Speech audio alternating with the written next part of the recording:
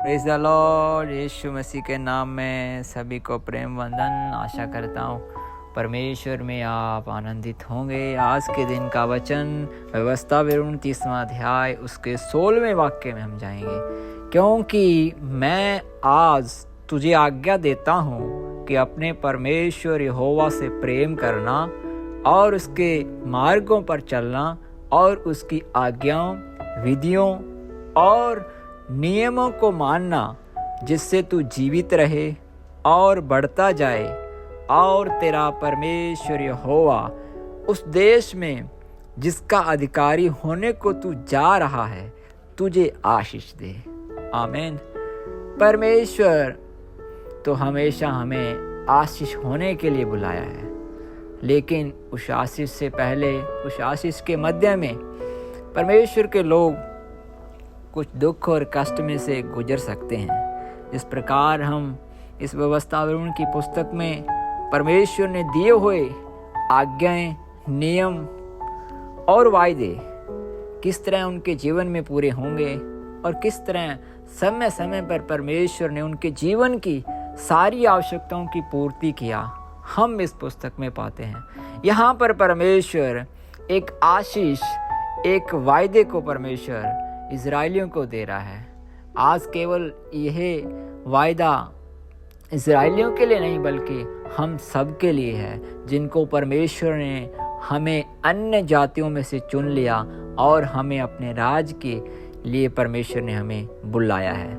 यहाँ पर सबसे महत्वपूर्ण बात यही है कि परमेश्वर यही आज्ञा एक दे रहा है कि हमें प्रेम रखना है, हमें प्रेम करना है, ये परमेश्वर के प्रेम में चलना है। जिस प्रकार कुरिन्थियों की पत्री में पौलुस लिखता है कि प्रेम सब बातों से बढ़कर है, और यहाँ पर भी परमेश्वर प्रेम के बारे में कह रहा है। दूसरा, यहाँ पर मार्गों पर चलना है, जो मार्ग हमें परमेश्वर की ओर ले जाते हैं, जो सत्य के मार्ग की ओर ले जाते हैं, जो मार्ग परमेश्वर के उस अनंत जीवन की ओर जाता है, हमें उन्हीं मार्गों की ओर चलना है।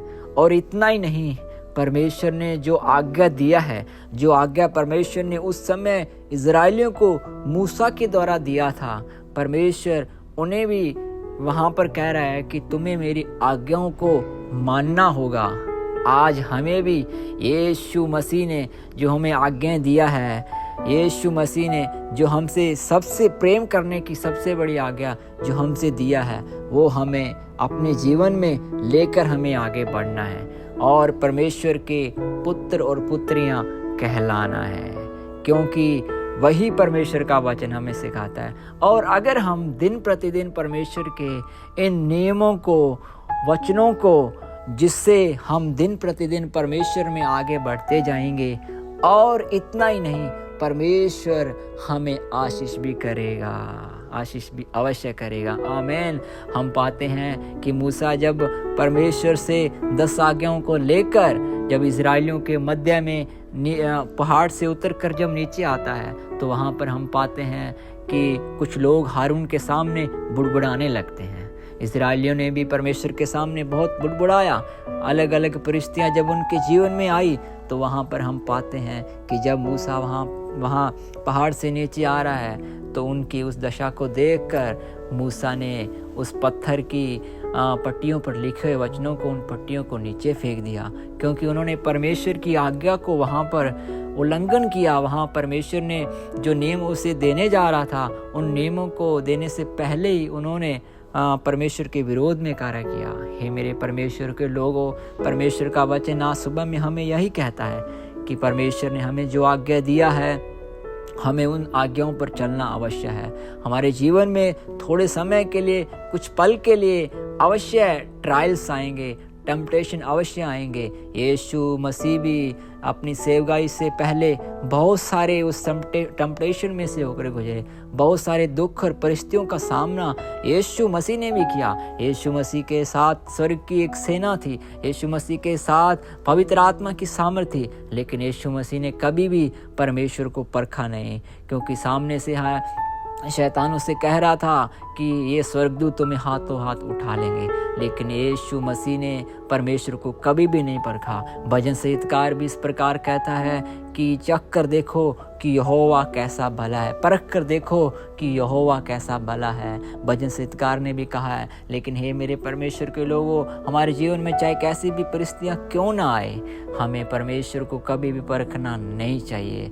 परमेश्वर अद्भुत कार्य करता है, परमेश्वर अद्भुत कार्य करेगा, हमेशा करता रहेगा, क्योंकि वो आदि है, वो अंत है, वो आज कल और युगानुयुग सदा एक सा है मेरे परमेश्वर। और इस तरह हम यहाँ पर पाते हैं कि परमेश्वर जिस तरह अब इजराइलियों को कनान देश में ले जाने का वादा किया, चाहे कुछ लोग अपने जीवन काल को कनान से पहले ही उनका जीवन पूरा हुआ, लेकिन परमेश्वर अगली एक पीढ़ी को ले गया। परमेश्वर यही हमसे चाहता है कि हमें परमेश्वर के नियमों पर बना रहना चाहिए, हमें परमेश्वर के उन आज्ञाओं में बना रहना चाहिए, जिससे परमेश्वर के उस आशीष को हम अवश्य हमारे जीवन में देखेंगे। हे हमारे स्वर्गीय पिता, हमारे जीवित परमेश्वर, तेरा धन्यवाद करते हैं परमेश्वर। हर एक के लिए प्रार्थना करता हूँ परमेश्वर, तेरे सुनने वाले परमेश्वर हर एक लोगों को इस वचन के द्वारा मैं आशीष करता हूँ परमेश्वर पिता। परमेश्वर तेरे नियम, तेरे वायदे, हालेलुया, और परमेश्वर तेरी आज्ञाओं पर चलने के लिए हमें दिन प्रतिदिन पवित्र आत्मा की सामर्थ के द्वारा सिखाना परमेश्वर पिता, हालेलुया। हम हमारी गलतियों को परमेश्वर पिता, हालेलुया, जो जाने में अनजाने में परमेश्वर हमसे हो जाती है, हम क्षमा मांगते हैं परमेश्वर। हमें आगे की ओर बढ़ने के लिए सहायता कर, यीशु मसीह के नाम में हम मांगते हैं। Amen, amen, amen. God bless you.